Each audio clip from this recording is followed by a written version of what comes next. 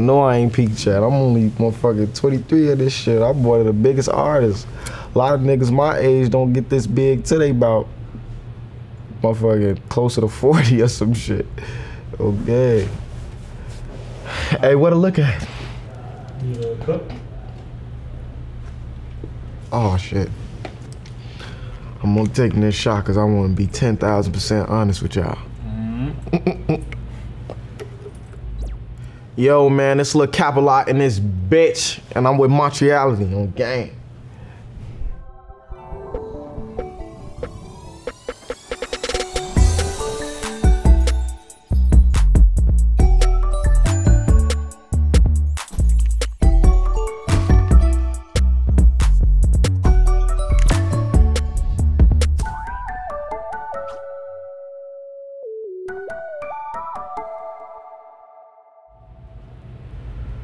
My superpower is rapping shit.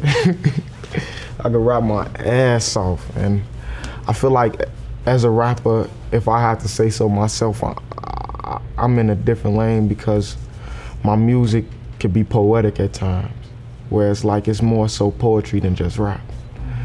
And I always got some, or a bar, a line, something that you're gonna be able to leave with, no matter who you are, no matter what you come from.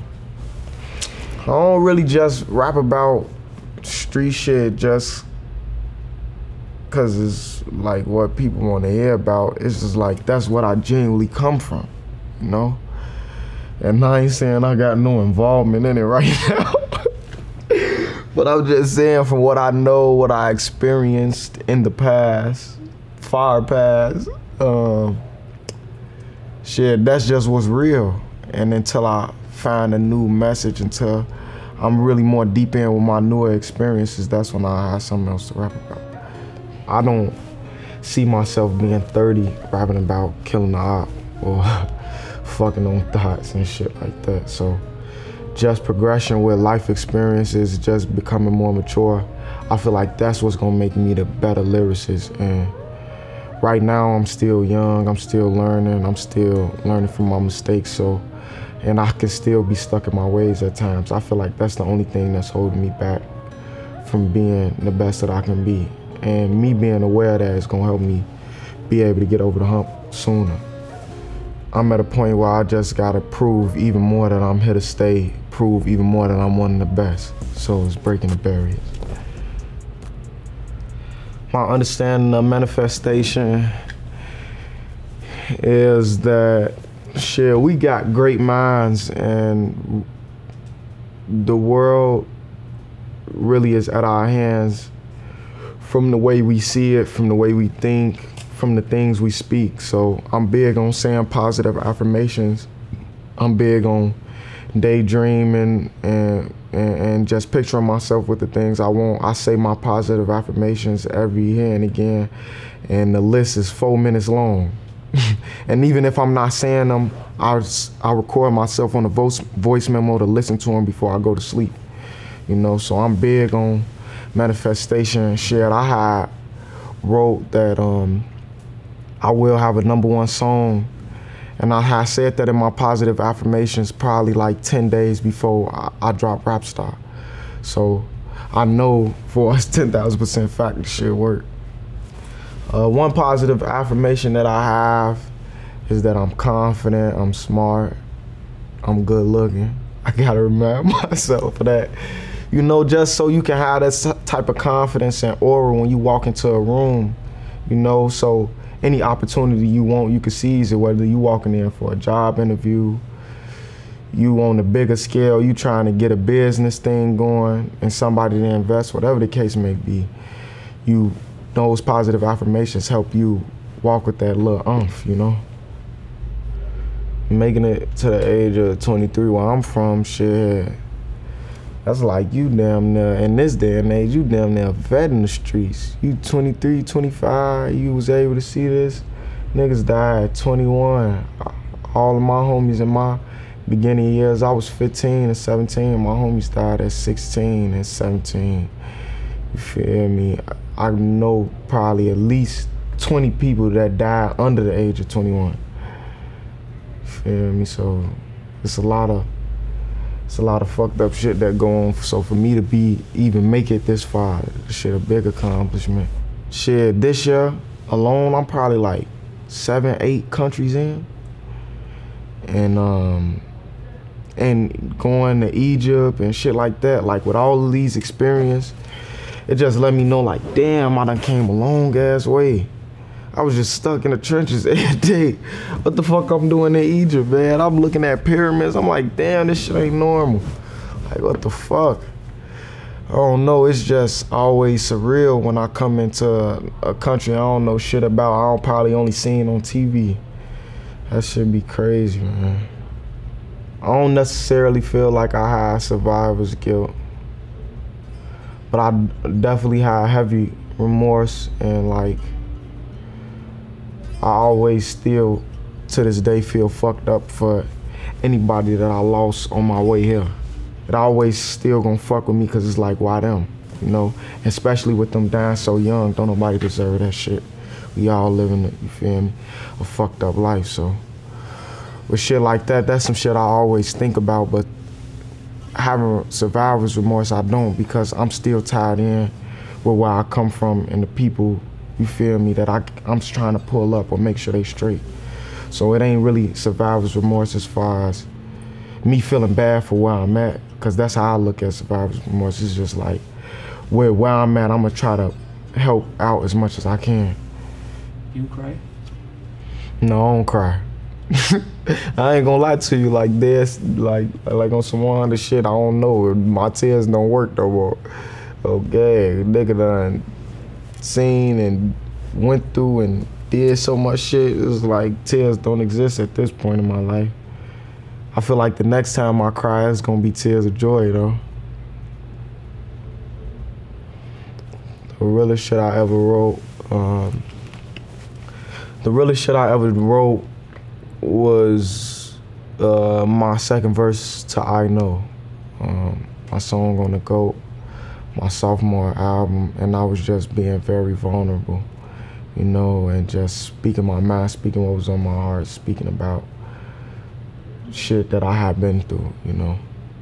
Living on his own, and he running out of options now, cause he feel like he couldn't be himself at his mama house. Hitting licks, missing school, junior year, he thought about dropping out. Him against the world, 40 on him while he popping out. On his dark road, he just trying to find a proper route. Hate the criticism, he uses music to block it out. By his auntie, he was molested as a baby boy. Messed up his head, it even changed the way he played with toys. Up late night rapping, and they told him to quit making noise. Stuck in his feelings, he been feeling every day annoyed. He wanna stand over a nigga, leave his face destroyed. He misses hood, now there's something that he can't avoid. Okay.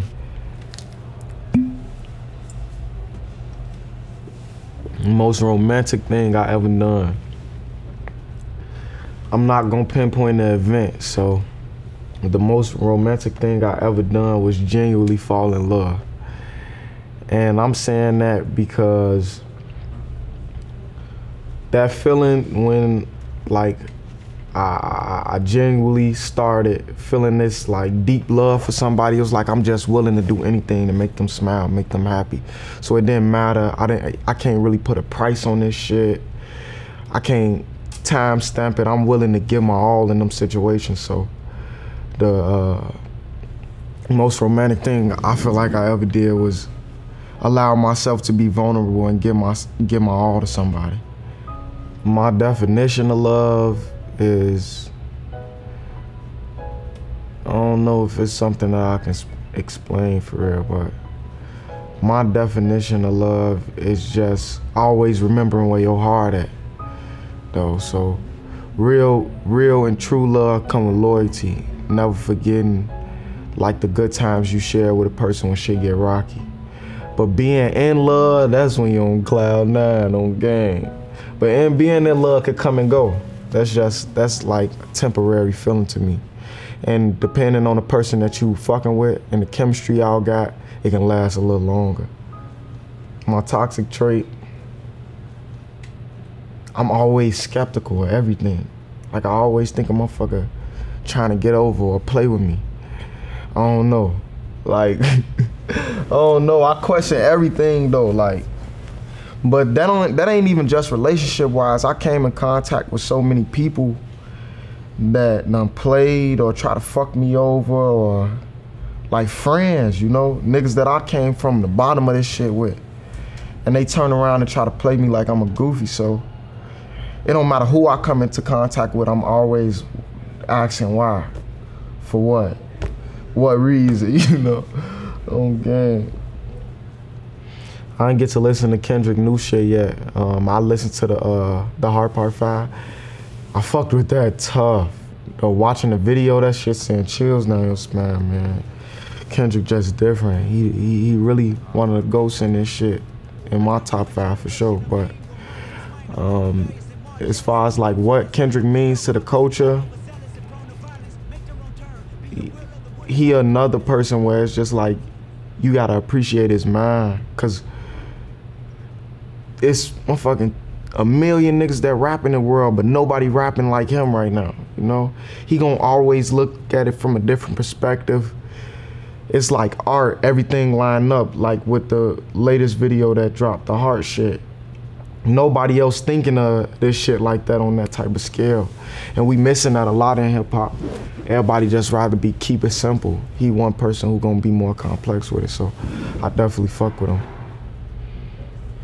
My experience with psychedelics, I did shrooms in particular. I was in Cabo for my birthday. I felt great, man. I felt wonderful on the gang.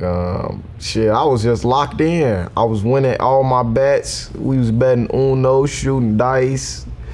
Shit, anything that I was doing, I was winning at that shit, because I was just in that mode and vibe. Hold up. And I know I was on a boat though, and I had smoked weed with it. I was tripping bad though, because it's like I don't know if the water was having me tweaking. Oh gang, I ain't want to be high no more. Oh bro. It's a long trip. It lasts for hours. When you smoke the weed with it, I feel like. Yeah, like it activates it more. Yeah. And then your imagination goes crazy. Crazy. I ain't got no theory on life after death. Shit. You only know if you die. I know it sound harsh, but shit, for real, I don't know. I ain't never had no contact with nobody who done died and came back and told me, hey, this how shit go. Oh, gang, I wish I did, though, so I could brace myself. Oh, hold up. The Polo and Juice friendship, we had a Chirac friendship. That's why our shit gonna be different from everybody else's in the motherfucking music industry. We both from the rack, we both understand each other, and we both raw at rapping. Okay, he rap his ass off though, freestyle better than anybody I ever heard. On gang, so. And then Juice, me and Juice, I feel like we both two genuine people. That's what made us click and connect so good, because at the time he was fucking with me, he didn't have to. I was still an upcoming rapper in my eyes. And he was able to put his arm around me like, hey, I fuck with you. You know, you doing your thing. You one of the hardest. He told me that out of his mouth. And that's some shit that kept me motivated. So I always remember him having him in my heart. I remember a point in time that I was just unsure about my future. Like, all right, I had Drop Die Legend. I'm on my way to working my way to the goal. And I just didn't know, like, damn, am I gonna be able to prove myself again? Am I gonna be able to show I'm next? The people gonna be able to fuck with what I've been working on? And I was just expressing that to him, and he just told me like, man, you tripping, you gonna do great. You know, he told me he was going through the same shit in the past before, and he had to just suck that shit up and just continue to be great at what he was doing. So something like that just gave me motivation, like. And I always remember that conversation. My message to the youth is stay grounded in who you are, you know. Do you. Don't let shit hold you back. Not a relationship, not a friendship. I ain't telling you to go against your parents, but not even them. Whatever you see fit for your future, chase that shit and grind and make that shit happen. Cause at the end of the day, you gotta worry about you being happy. Put yourself first always. Okay. Yo, man, it's Lil Capalot. We in Montreal. Shout out Montreality on the gang. Montreality show.